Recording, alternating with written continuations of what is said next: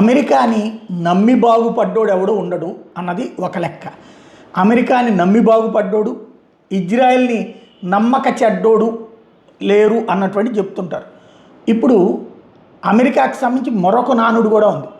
అమెరికాకి శత్రువుగా ఉంటే టెన్షన్ ఉంటుంది, మిత్రుడుగా ఉంటే ప్రాణం పోతుంది అంటారు. అమెరికాని నమ్ముకుని స్వదేశీయుల్ని మోసం చేసి యుద్ధంలోకి దిగినటువంటి ఉక్రెయిన్ అధ్యక్షుడు జెలెన్స్కీకి షాక్ ఇచ్చాడు ట్రంప్. ఇకపైన ఉక్రెయిన్కి మేము ఎలాంటి సాయము అందించము అంటూ ఓపెన్గా చెప్పి పడేశాడు. అమెరికా అసలు ఇక ఉక్రెయిన్ వ్యవహారంలో జోక్యం చేసుకోదు, ఉక్రెయిన్ రష్యా వ్యవహారాలు ఇద్దరే తెంచుకోవాలి, మాకు సంబంధం లేదు అని చెప్పుకొచ్చాడు.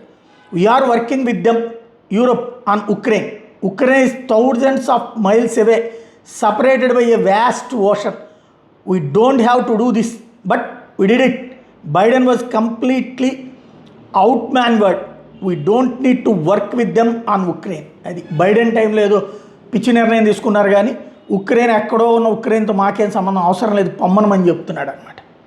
I mean, we're protecting them. We're working with them on Ukraine. Ukraine's thousands of miles away, separated by a vast ocean. We don't have to do that, but we did it.